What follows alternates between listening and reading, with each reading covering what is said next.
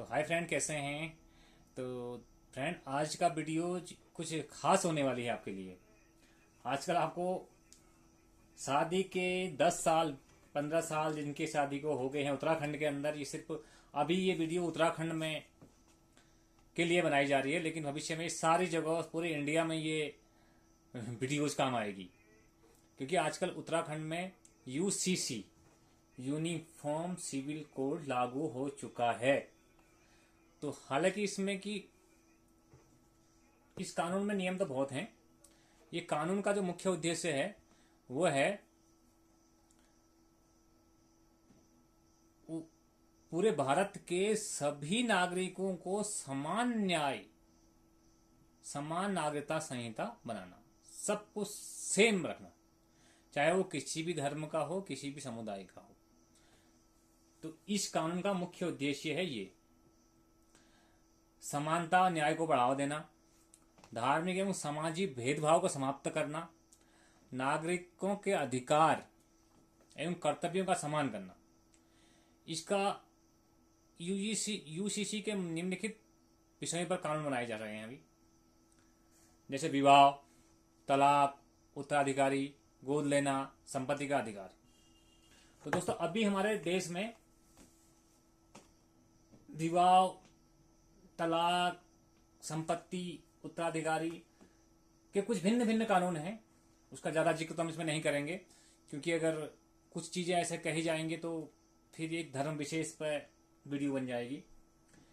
इसलिए विवाह के भी अलग अलग रीति रिवाज हैं, बालिग नाबालिग के हैं, संपत्ति के हैं, तलाक के हैं। या आप खुद ही समझ रहे होंगे कि मैं क्या कहना चाह रहा हूँ। ये कानून अगर जैसा हमारे उत्तराखंड में ये लागू हो गया है तो यहाँ सब सेम हो गया। इसका उद्देश्य यही है कि समानता लाना।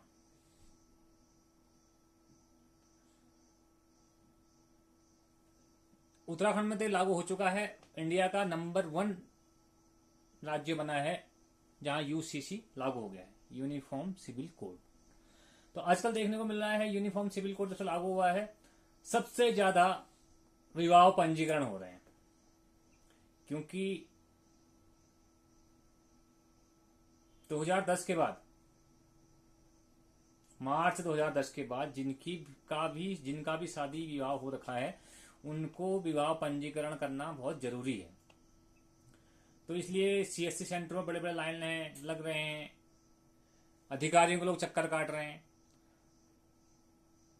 तो अब इसके बारे में संक्षिप्त बताऊंगा कि विवाह पंजीकरण क्यों अनिवार्य है और इसके लिए क्या क्या दस्तावेज चाहिए और ये कहाँ पर अवेलेबल हैं, कहाँ से बन सकते हैं।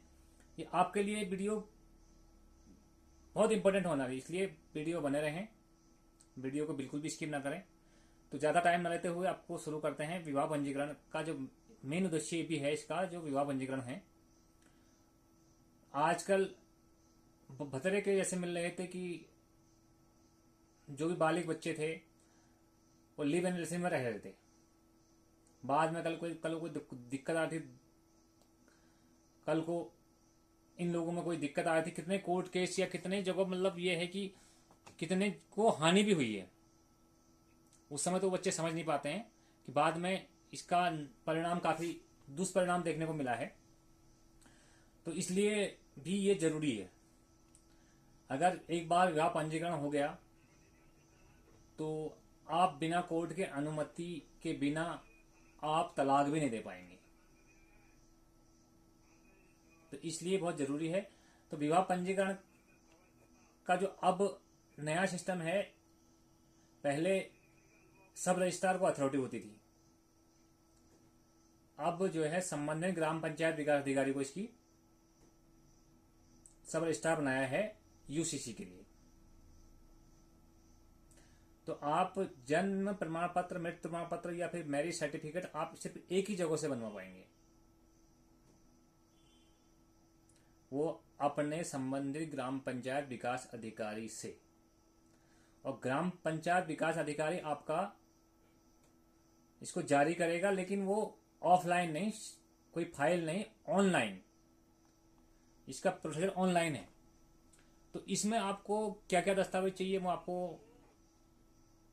एक झलक बता देता हूँ। देखिए, सबसे पहले आपको दोनों, जिस लड़का और लड़की की शादी हुई है या शादी हो गई है, या जिसकी शादी को 10 साल हो गए, 5 साल हो गए, 6 साल हो गए, 2 साल हो गए हैं, उनको उनका आधार कार्ड अपडेट होना चाहिए। आधार कार्ड अपडेट में उनका मोबाइल लगा होना जरूरी, मोबाइल नंबर लगाना जरूरी है, जिससे कि आप जब यूसीसी के पोर्टल पर विवाह पंजीकरण के लिए आवेदन करेंगे तो आपका ओटीपी, आधार ओटीपी के थ्रू ही पंजीकरण होगा। तो मियाँ बीवी दोनों का आधार कार्ड में मोबाइल नंबर होना चाहिए, अपडेट होना चाहिए। दूसरा, दोनों के स्थायी निवास होने चाहिए। तीसरा, उनके दोनों के हाई स्कूल सर्टिफिकेट, अगर वो हाई स्कूल इंटर जो भी हैं तो हाई स्कूल के अगर उससे कम है तो सर्टिफिकेट वो जरूर लगेंगे। फिर आपको चाहिए होंगे, अगर आपके बच्चे हो गए हों, अगर आपके 10 साल 5 साल शादी के हुए हैं और आपके बच्चे हैं तो बच्चों का जन्म प्रमाण पत्र ये भी होना जरूरी है। फिर आपको चाहिए इसमें 2 गारंटर। हालांकि ये गारंटर की वाली प्रक्रिया में भी कुछ चेंजिंग का चल रहा है, लेकिन अभी तक है कि आपको 2 आदमी ऐसे चाहिए कि जो गवाही देंगे कि मैं इनकी शादी में गया था। उनके आधार नंबर भी अपडेट होना चाहिए, उनमें मोबाइल नंबर लगा होना चाहिए, उनका भी ओटीपी आएगा। फिर नेक्स्ट है शादी का कार्ड। तो यही वीडियो ने इसीलिए बनाया था कि अब 10 साल बाद 15 साल बाद भी जिनकी शादी हो चुकी है उनको शादी का कार्ड छपवाना पड़ रहा है। वो शादी का कार्ड अब छपा रहे हैं, इसलिए छपा रहे हैं क्योंकि उनने मैरिज सर्टिफिकेट के लिए अप्लाई करना है, और मैरिज सर्टिफिकेट में ऑप्शन है कि आप विवाह का कार्ड भी देंगे।